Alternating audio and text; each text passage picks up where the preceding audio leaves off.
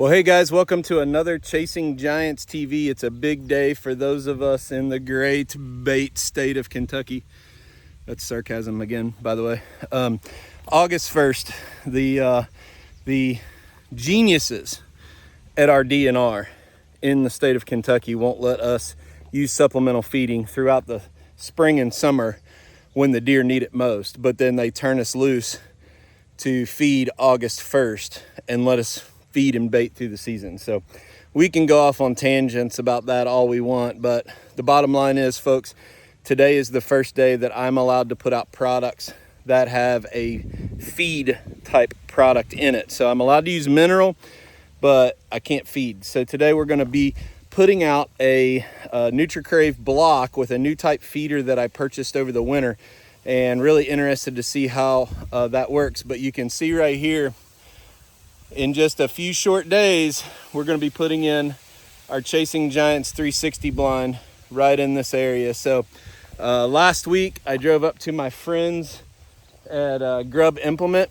and I bought a new Kubota zero turn. And the reason I bought this thing is it has wheels on the back, and I can use it here at the farm to mow the tight spots in my orchard around the equipment area. And I have so many small black locusts coming up that I was getting a lot of thorns and flat tires and just got sick of it.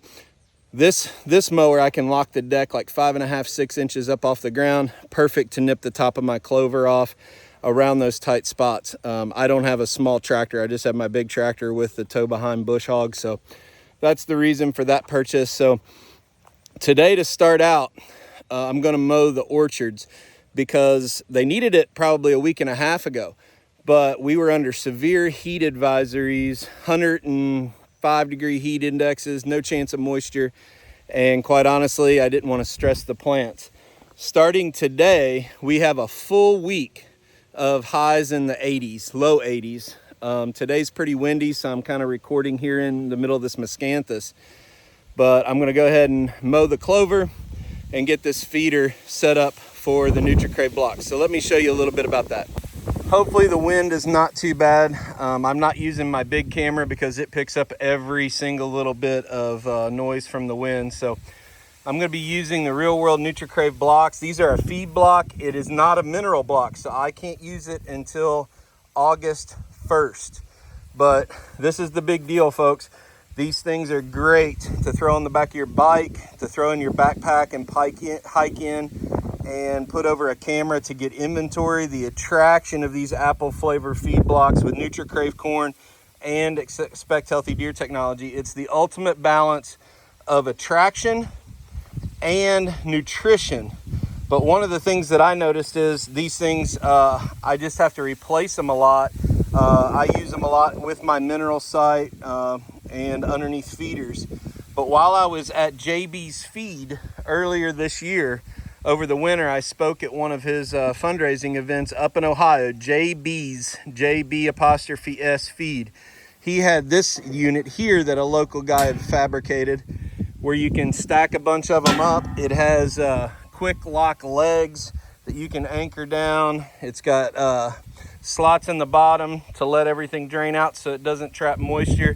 So we're going to be installing this and then stacking, I don't know, 4 or 5 in there hopefully, and seeing how this does with helping me get inventory, but most importantly get nutrition into the deer. Now I do have another one that I bought from Phillips Seed Farms back last year and never installed it. And this unit here, it screws or straps to a fence post and then it holds 2. So I'm going to be also putting that up. I need to set a post for this. I don't have a tree or a post in an area that I really want to feed at. But in the next couple days, we're also going to put, so there's a lot of different options. You can throw these things on the ground, put your mineral with it, put your corn pile with it, and it worked just fine. I have seen raccoons carry them off when they get down to about the size of a softball to a volleyball. The raccoons will actually pick them up and carry them off. So I'm really excited to have some more capacity to where I don't have to refill them as often and use them. So since the wind is so bad, I'm not going to talk a whole lot more. We'll just video this and maybe use it as B-roll in the post-production so you're not listening to really, really loud wind on the audio. But let's get the orchards mowed and then come back and install these feeders. And then I'm gonna go pick some sweet corn. I got some green prairie seed corn ready to pick today, and looks like we'll be eating good over the weekend. So hope you enjoy this. Give me some feedback. Let me know if you use feed blocks, what kind of feeders you use. Do you just throw them on the ground? I'm interested to see what all you other people do, but really excited about this spot right here. I'll walk you over, hang on. This is the best spot. So we'll go up in the blind right here, and right over the top we got food plot, corn, clover with fruit trees, and soybeans over there. And that funnel right there is where I've made it to where the deer come up out of the bedding area. All within 30 yards of my new 360 blind. We're filming that this week. Can't wait to show you all that.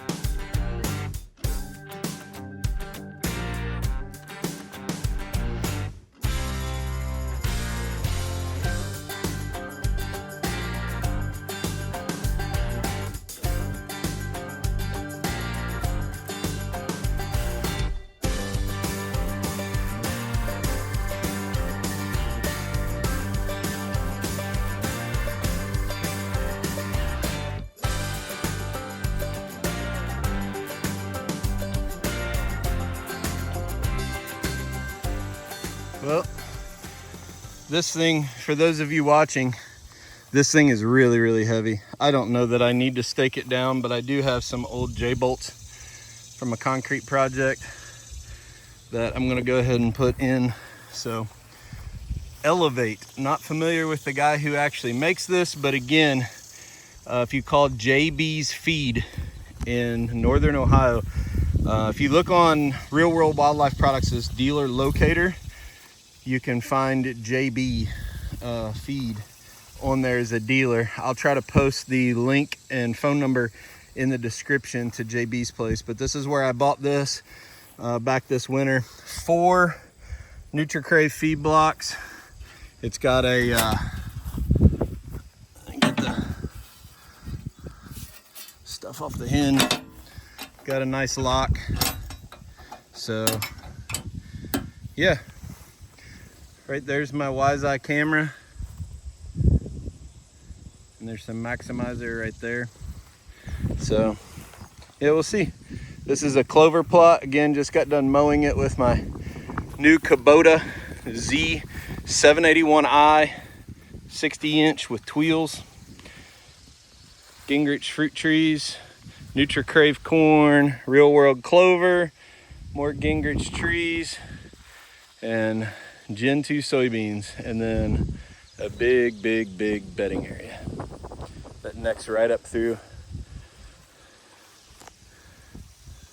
less than 30 yards from the Chasing Giants blind. I hope you guys are enjoying all this content that we're putting out. You know, it's really odd that, not that I'm complaining, don't get me wrong, that we don't get more views than what we do on this content we're posting when we have such a big following. So make sure you tell your friends, share them on social media, comment down below. A lot of what happens with YouTube is, unless you click the like button or make a comment, it doesn't push the content as much. So if you're loyal to the show, the podcast, enjoy following Don and I and all of our friends, help us out just a little bit by clicking that like button, hitting subscribe. So I'm gonna stake these into the ground real quick, and then before I forget, next week, this video will air early, probably the 2nd, 3rd, or 4th of August. So if you have something specific you want to see, I'm going to have the whole film crew and a lot of the Chasing Giants guys on this farm next week, filming for this blind going in with our friends from 360. Grub Equipment's going to be here doing an equipment demo with FAE on a mulching head. So we're going to have the whole crew, all the drones, different cameras. If there's something you want to see or learn more about, please post it, the question down below, if there's stuff that you want to see on mine or Don's home farm, and we'll do our best to make sure we get that content for you. But anyway, thanks for watching. God bless. We appreciate you. Bye.